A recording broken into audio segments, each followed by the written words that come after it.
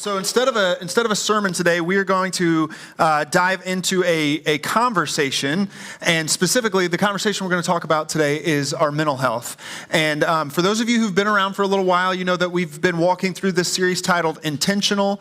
And last Sunday, Pastor Sarah gave an amazing message to wrap up that series. Can we just celebrate her and the word that she shared with us last week? I thought that was such an excellent word, but to set the stage for today, a little while ago, Aaron and Janell and I were having this conversation about just the growing need to talk about our mental health in the church. And we'll dive into that here momentarily. But as we were talking about that, I said, man, I really want to find a time where we can just pull a Sunday morning aside and just go there. And so we looked at the calendar, and today happened to be the day where that lined up. Next Sunday is Palm Sunday. The Sunday after that is Easter Sunday. But for today, we're just going to dive into this conversation. And I'll let you two introduce yourselves first. I know a lot of people probably know who you are, but for those who may be new around here, I'd love for them to know who you guys are. So if you could just share briefly a little bit about who you are, where you came from, your background, and the organization that you lead, that would be great. Certainly.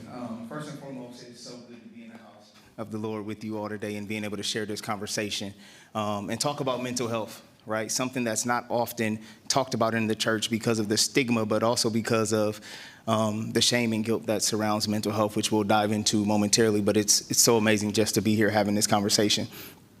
We are Aaron and Janell Lane, husband and wife. Y'all won't be able to tell we husband and wife because I will cut him off. He will also cut me off. It's okay.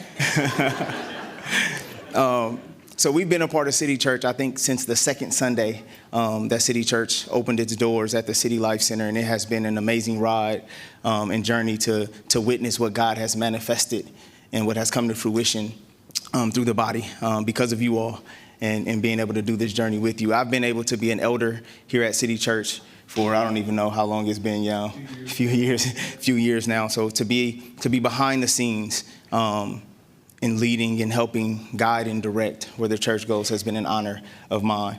Janell and I are born and raised here in Fort Wayne, born and raised Southeast Fort Wayne, so we're very passionate about community, passionate about serving. We worked in every sector you probably can imagine, from the schools to homeless shelters, nonprofits, churches. We've done it all because we have a heart for service. So that's who we are. But now God has us on a mission of healing. And we get to steward over and operate an organization called Courageous Healing, Inc., which focuses on culturally centered mental health services and supports.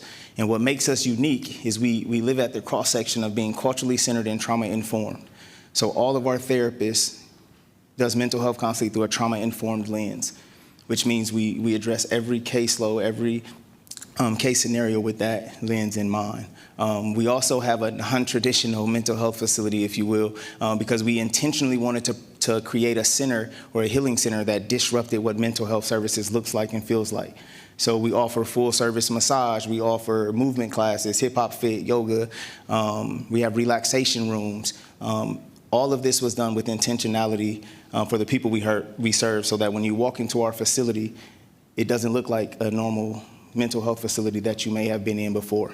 Our goal was to get to a place where when people come for services, it's the place they get to go, not they have to go, right? We want people to look forward to coming. And the reason we have things like relaxation rooms and a state-of-the-art facility is because we want people to know that they matter and that they're cared about from the moment that they step foot inside of our doors. We look different when we do this work. We just dress down. We wear hoodies and J's. Our team dresses very casual.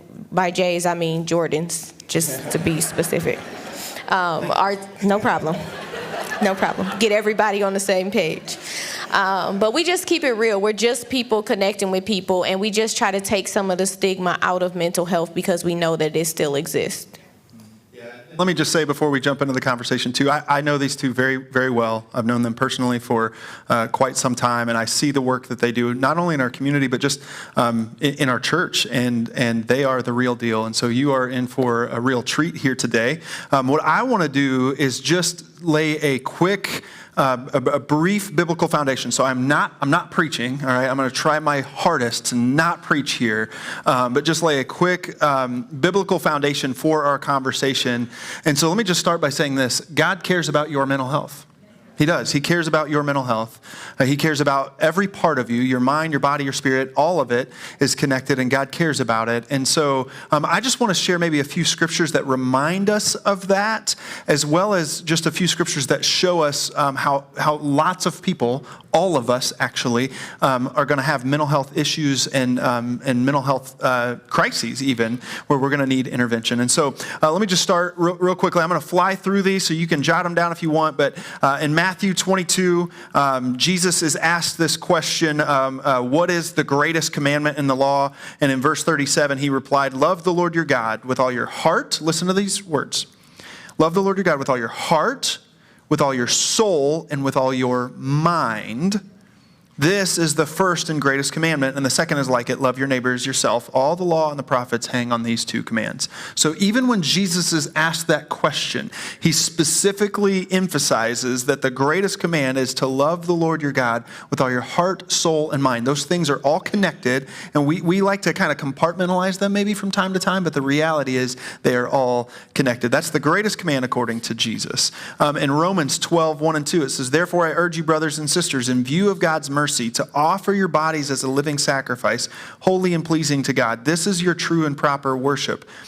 Listen to this. Do not conform to the patterns of this world. All right. So we all see ourselves maybe falling into patterns, sometimes healthy and sometimes not so healthy patterns of this world, but be transformed. How? By the renewing of your mind, by the renewing of your mind. Then you will be able to test and approve what God's will is, his good, pleasing, and perfect will. 1 Peter 5:7 says, cast all your anxiety on him because he cares for you. Let me just pause here for a moment and point something out to you. That was written to believers, to Christians, meaning there is an assumption, the Holy Spirit inspiring this writing, there's an assumption that even believers are going to battle with anxiety, and therefore there's an instruction to us to cast that anxiety to God because he cares for you. God cares about your mental health. And then Pastor Sarah last week shared this in her sermon, but Matthew 11, 28 through 30, come to me, all who are weary and burdened, and I will give you rest.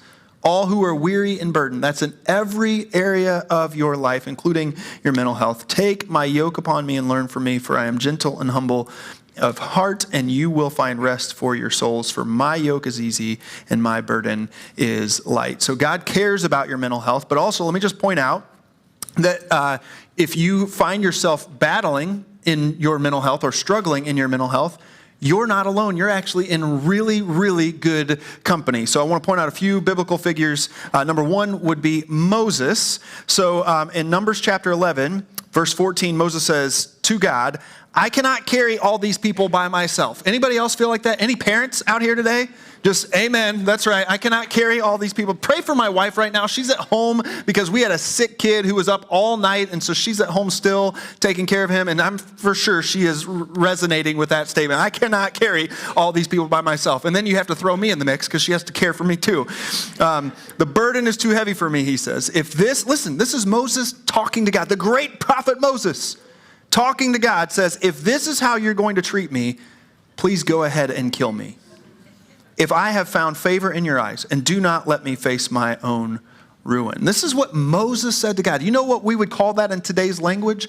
Suicidal ideation. He's having some suicidal thoughts and even asking God to take his life. So there's Moses. I want to share a couple more with you real quickly. In 1 Kings, we have Elijah, and Elijah is on the run, running from Jezebel, and he's afraid for his life. And the text says in verse 3, when he came to Beersheba in Judah, he left his servant there, while he himself went a day's journey into the wilderness. He came to a broom bush, sat down under it, and prayed that he might die. Sound familiar? So we have Moses and we have Elijah, and Elijah then says, I have had enough, Lord. Anybody else ever felt like that? I have had enough, Lord. Take my life. I am no better than my ancestors. And then he laid down under the bush and fell asleep. So Moses and Elijah, this is the transfiguration. You know the transfiguration where Jesus takes Peter, James, and John up on the mountain and he transforms right in front of them, and then he's having this conversation. He's having it with two dudes who wanted God to kill them. Like two guys who were suicidal in these worst moments of their lives. These are our heroes of the faith here that we're seeing this play out. And so I don't have time to unpack the rest of that. I would encourage you, though, to go back and read it, because the angel's response in 1 Kings 19 is pretty incredible in how he addresses that need. And he reminds us that our physical needs and our spiritual needs and our emotional needs are all connected. They're all connected. And the short answer is he gives them some food to eat. He doesn't tell them go sing a worship song. He doesn't tell them go to church. He said, no, here, have some food and actually have a nap. Like, honestly, a lot of you could probably really do pretty well for yourself today by having some food and having a nap. And we've got the food part. We've got churros after service for you, so you're already halfway there. And they're the real deal. They're from George's International, so they're like real churros. You're going to want to make sure you stop by and get those. All right.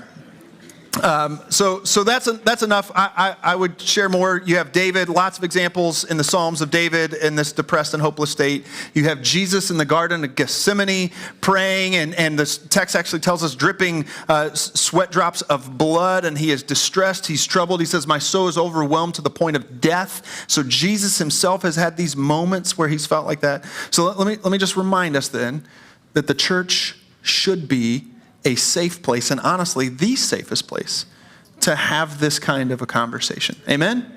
Amen. All right. Pastor Chris, if I may, there we go.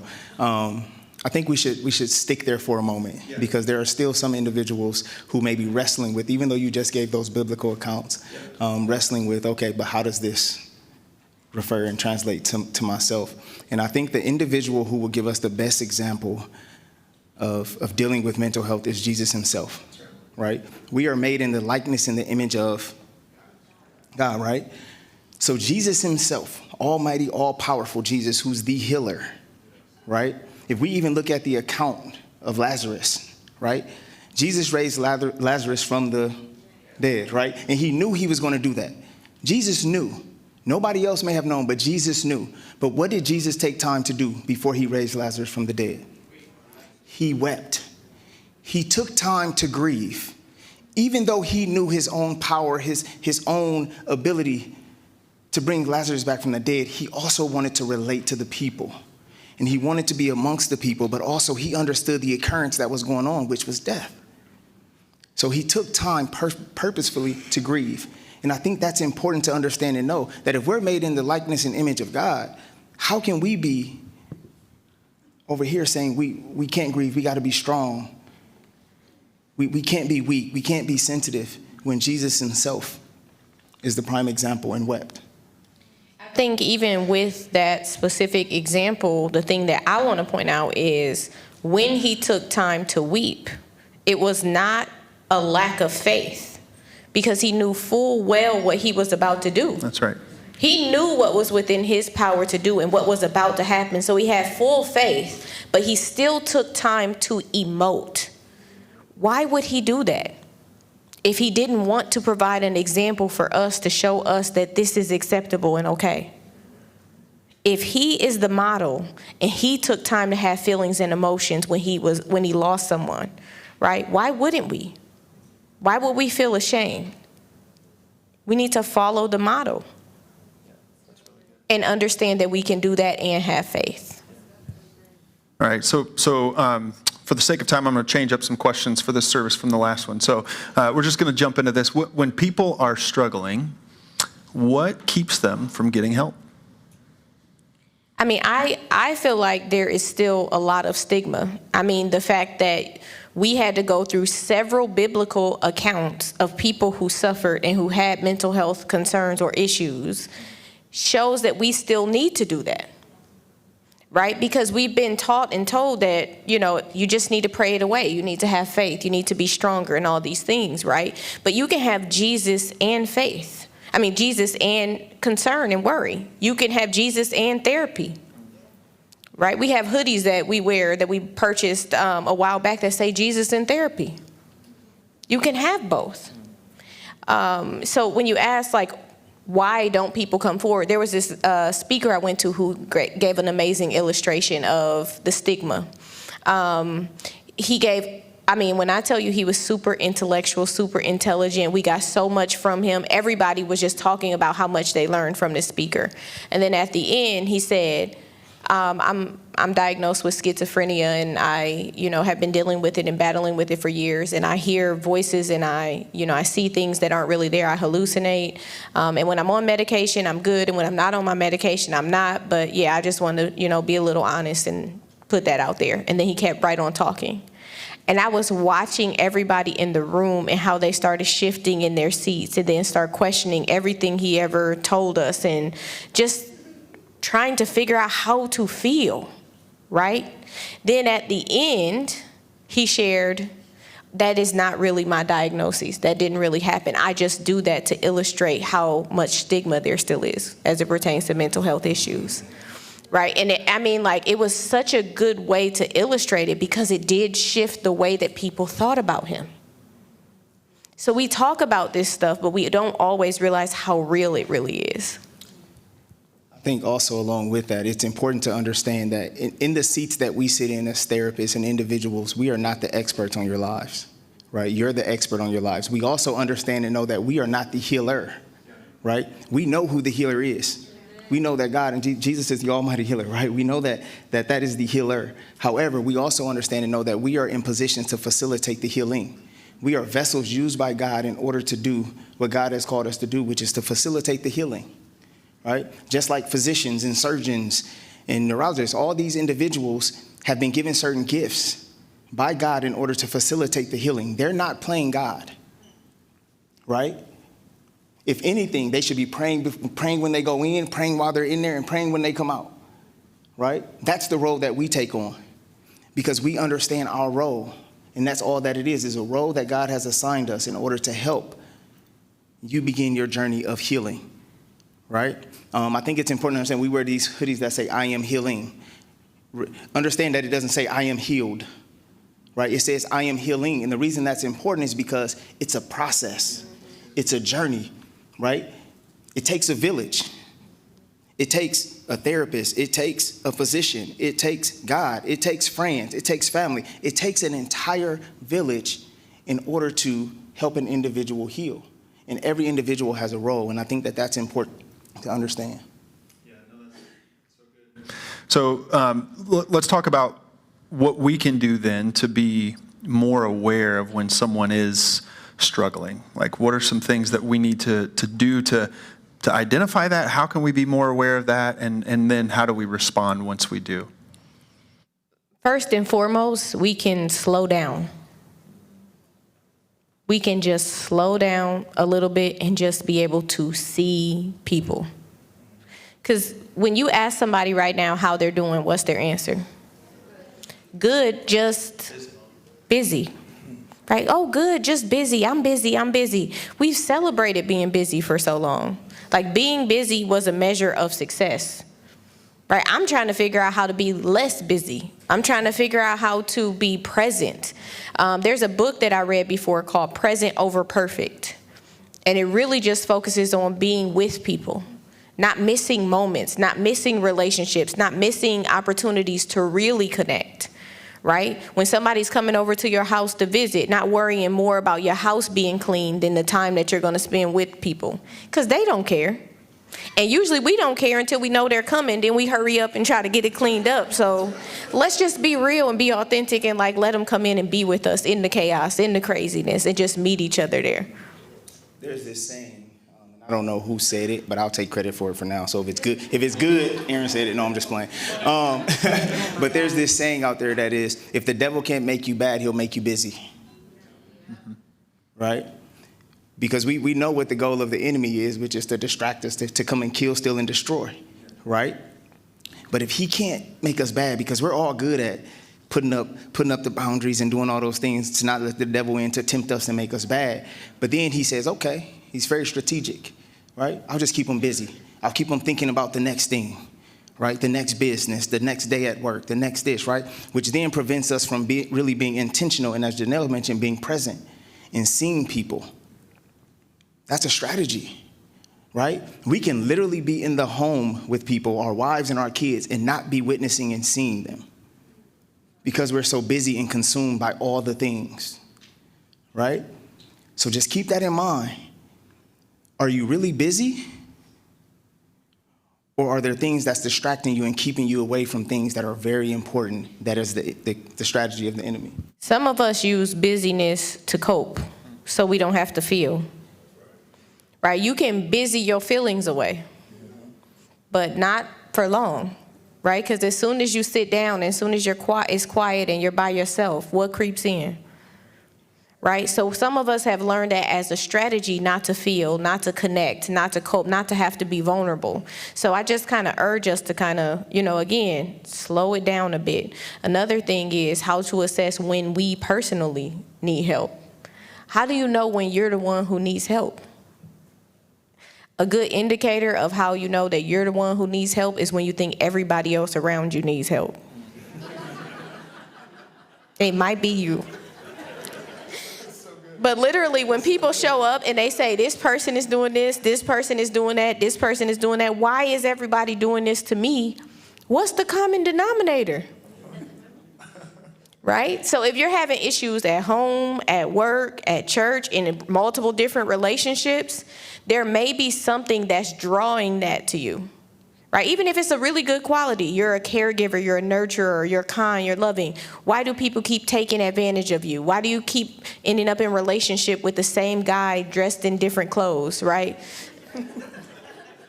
It shows up, right? But it's oftentimes, it is something within that is drawing that energy to you.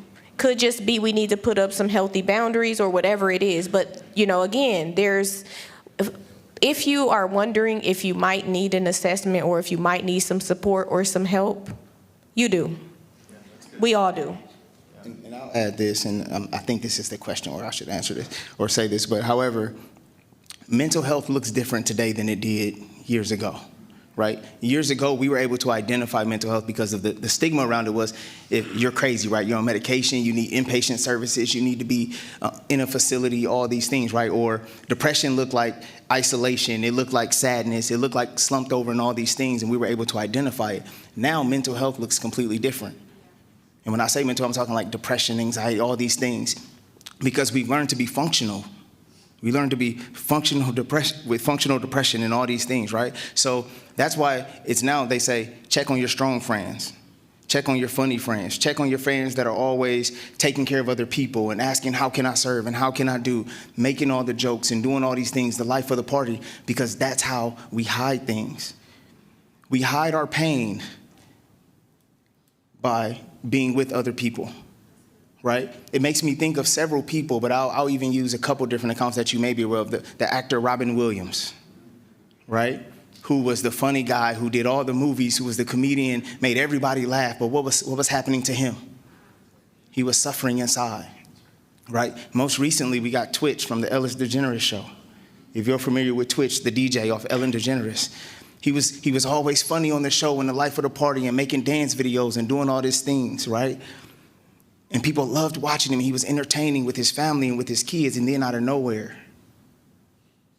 That's what we call functional depression, functional anxiety, because people are suffering internally because we're scared and we have shame and not wanting to show, but internally we're suffering and we're hurting. So it's important just to understand that we really, really, truly have to see people. We have to double down on that question of how are you doing? So just like to add before we move on, I don't want to linger too long on one question, but make sure you're seeing your kids. Please really see your kids because they are people and they have feelings and they have emotions and they get one childhood. One. And they are not going to remember their childhood how you want them to remember it and how you intended it to be. They are going to remember their childhood based off how they experienced it. So get down on their level, see into them, hear them, know what's happening and going on in their life, because the stuff that they're having to navigate now is things that as adults we still haven't had to face in some instances. As an adult, I've never had to do an active school shooting drill. My baby has and isn't even nervous about it. That's scary. He should have emotions about that. We're becoming desensitized to stuff because there's so much happening in the world that we have to slow down and we have to actually see what's happening emotionally and make sure we're okay and our kids are okay. We have to stop tolerating our kids and start celebrating our kids. Kids can tell when they're being tolerated instead of celebrated. Right? And then we always wonder why we say, why are kids in this generation so attracted to social media and all they want to do is be on social media and YouTube and video games and all those things? Well, guess what those things do when you when you're on video games and you complete a board? What happens? You get celebrated. You get awards, right? On social media, you post something or a picture, you get likes, you get celebrated. All of that shoots off dopamine, right? Dopamine is a neurotransmitter in your brain that makes you feel good. Anytime something good happens, you get a hit of dopamine. So whether it's using drugs, having sex, or a healthy compliment from someone, right? You get this hit of dopamine. So just making sure that we're getting dopamine in healthy ways, like working out, taking care of ourselves, reading a good book where you feel full, right? Versus some of these unhealthier ways. Yeah, that's really good. So slowing down is central to that. You touched on this a little bit, but let's go there a little more. What if it's not trying to identify somebody else who's struggling or knowing if we are aware of it or not, but what if it's us? How do we identify if we're the ones struggling, and what do we do, and then how do we get help? So I think it can be hard sometimes to know when it's us, when it's our own stuff.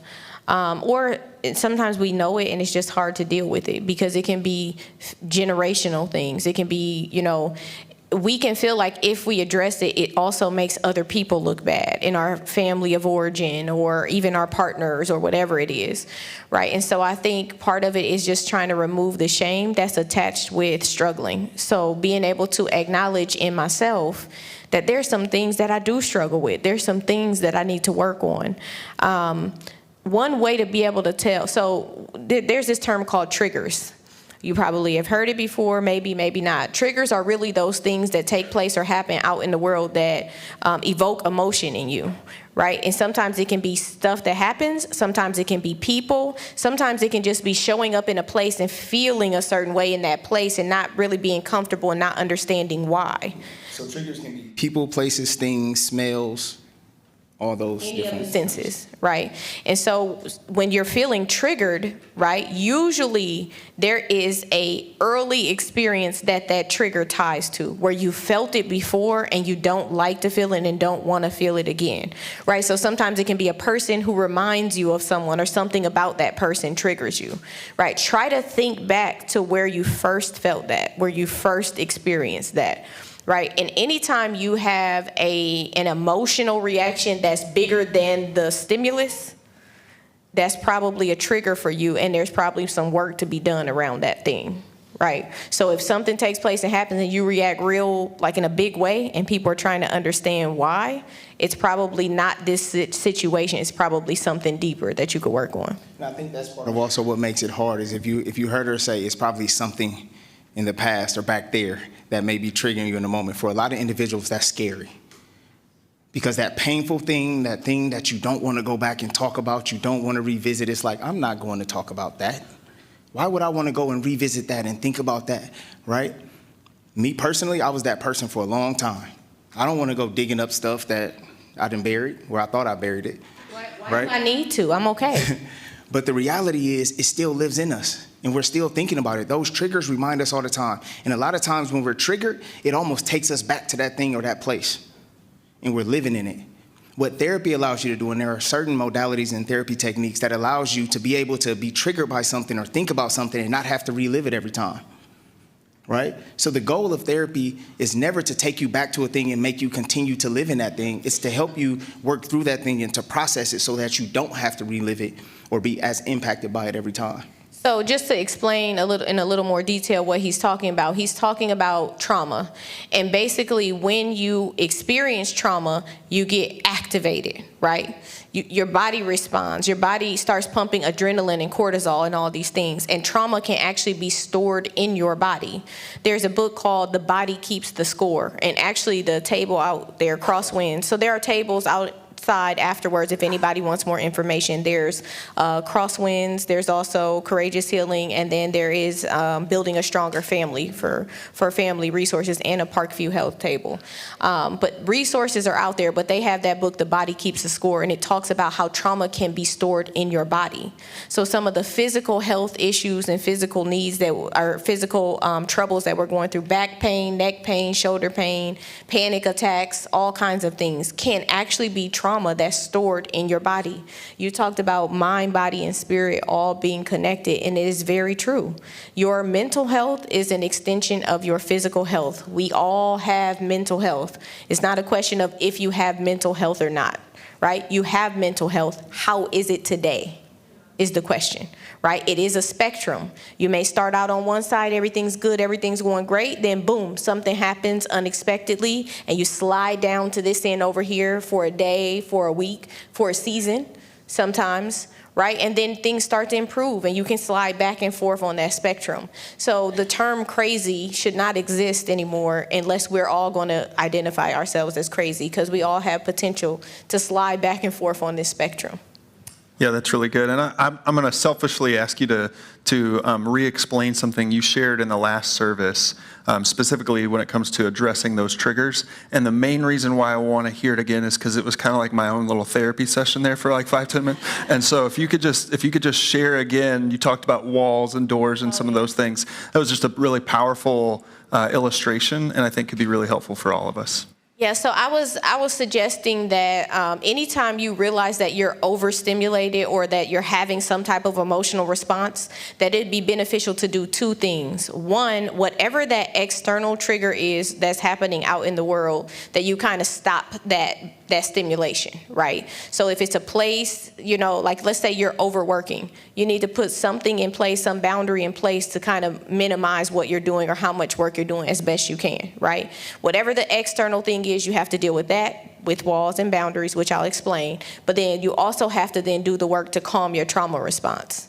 Right? So remember we talked about the adrenaline, the cortisol that gets to pumping in your body. You have to do things to intentionally bring that back down. So whatever those things are that refill your cup, you know what things that you do that's life-giving for you, right? And everything that's life-giving for you won't be life-giving for other people. Some people say, go get your nails done and relax for a while. That just feels like something else to do for me. That I don't enjoy it. So that's not the thing I would do as my life-giving measure, right? So you have to do those things to calm yourself, but then you have to stop the trigger as well. Now, if you're being triggered by or overstimulated by people, you cannot change people, nor should you focus on changing people, but you can build an environment of safety for you, right? And sometimes that means you have to put up a boundary or a wall with people. But the thing that I love when I'm working with clients, I explain that the wall can have a door. Right? So anytime you want to engage with these people, you can go through the door. And anytime they start doing those things that they do that trigger you, you can go back through the door and close the door. And you can lock it behind you so that they do not follow you back into your safety, right? And so you still get to have closeness. You just get to have closeness on your terms. It doesn't mean you have to shut people out or not have relationship or throw the whole person away. It just means that you now as an adult have resources within you. Most of the times as kids, we can't change our environment. We just learn to cope and deal with it. And sometimes we cope in healthy ways, and sometimes the coping techniques that we put in place are unhealthy, but we need it to get through. Right? The problem is when you become an adult and you forget that you don't still need those coping techniques. So then they go from being a tool to help you get through to a barrier or a crutch, right? And so just recognizing that now as an adult, you get to choose. You get to create the type of family environment that you wish you had. You get to develop safety and have healthy boundaries and do all these things. You have tools in your tool belt, so you don't have to still react as that scared child, or as that child that learned how to disappear, or as that child who didn't want to be a burden or nobody cared about, or whose dad didn't come through. Right? We have a father now as an adult, regardless of what that relationship was like, who can come through and we can recondition ourselves to understand what true love feels like. Yeah, that's such a thanks. practical. Appreciate you. I've been confident for a minute. I also understand why you keep shutting that door on me now. Close the door. Yes. Boundaries, Yeah. man. Close the door. You cannot So follow now me. y'all know when they shut that door behind them and lock it, boundaries. Give them space. That's good. I said last service that some of y'all just got a wall with a door, and I'll choose when I want to open that door up with you, and I'll close it back. And that's a good, I love that illustration. It's really powerful. That's also a great practical example of what we talked about, of not conforming to the patterns of the world, but being transformed by the renewing of your mind. We're out of time, and man, I wish we could just continue this conversation much longer than we have time for today. But let me just ask you guys, each of you take a couple minutes here if you want and share. And before we get to the question, let me just say, you have these resources underneath every chair.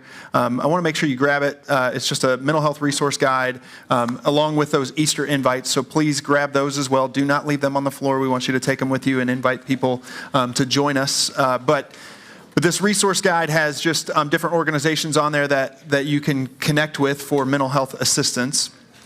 And also after service, we've got the after party out there, and some organizations will be out there. If you want to learn more and ask more questions, we would love to point you in that direction as well. But here in a moment, we're going to wrap up by closing with a song. And we're going to worship together. But as we transition toward that, just what final things would you want to share with us? I'll let you take majority of the time, but I'll take 10 seconds here real quickly. I want to say therapy. Get that door open. So good. Therapy is for everyone, right? I like to tell individuals I work with that therapy is an hour of time just for you. All the outside distractions, all the outside world, we leave those things outside the door. When you walk in, this is an hour of time that whatever's on your heart, your mind, whatever you're feeling, you need to process, that's what you bring in. You don't have to know where to start. You don't have to have the right questions. You don't have to have it formulated. Just show up. And whatever it is, if you just need somebody to sit with you, to process with you, this is your hour of time for you, right? Even our therapists have therapists because we often want to pour out what we don't have. But it's important that even us as therapists and people who do this work need to have people that we can lean on. So before we came up here, when I was just prayerfully sitting in the Spirit, and I asked God to illuminate for me people in the room who need to hear this message right now. People in the room who literally have been feeling this, have been struggling with this, have been battling different things, and kind of just dealing with it internally. And so I just asked for that. And the thing that I feel like is super important to kind of discuss and talk about is suicide. Suicidal thoughts don't always show up as I want to kill myself or I want to die. Sometimes they show up as, would it be easier for everyone if I wasn't here? Who would notice, right?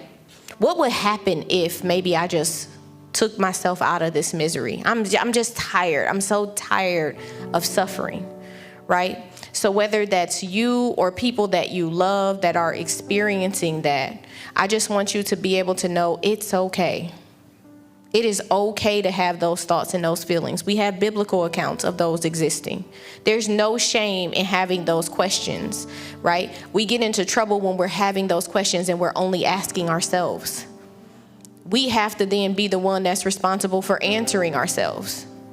But we can take those questions to God. We don't have to hide that from him. He can handle us being mad at him. He just wants us to be authentically open and sitting in his presence, right? And so there are not pieces of yourself that you need to hide from him or that are unacceptable. He sees them and knows them anyways, right? So just understanding, like I give this example about suicide, and people often question, how can we get there? Why would somebody ever consider that? It's so selfish. There's all these things that people say about it, right? So I use this illustration of migraine headaches. Like I used to get migraines that were so intense that I'm an amazing mother. There is nothing more important to me than my kids. And I literally organize my life around my kids, right? But when I have these intense migraine headaches, it is the only time that I cannot focus on or even think about where they are because I am in so much pain. I cannot think past the pain. He is completely on duty when I have these kind of headaches. No lights, no sound, have to lay down, have to go to sleep. It is not that I don't care about my kids. It is not that I know they're in danger and I'm not having an emotion about it, right? I just am in so much pain, I can't think past the pain. I'm taking more medication than I even should to try to get rid of the pain because even though there's a risk, I just can't handle it. This is how I try to compare suicide and suicidal thoughts. It's not that they don't care about their family or they're being selfish. It's that they literally cannot think past this moment of pain. But the thing that I will urge you to know is that every single emotion is temporary. Every emotion is temporary. It doesn't matter how long you've been feeling what you've been feeling, it's temporary. If it's a day, if it's a week, if it's a season, it's temporary and it will pass. We can pray, we can work in support of, we can get a network of people who will pray with us and for us and help us walk through it. We can get counseling, we can do lots of things, implement self-care, but we're all going through it. You are not alone, and it is okay.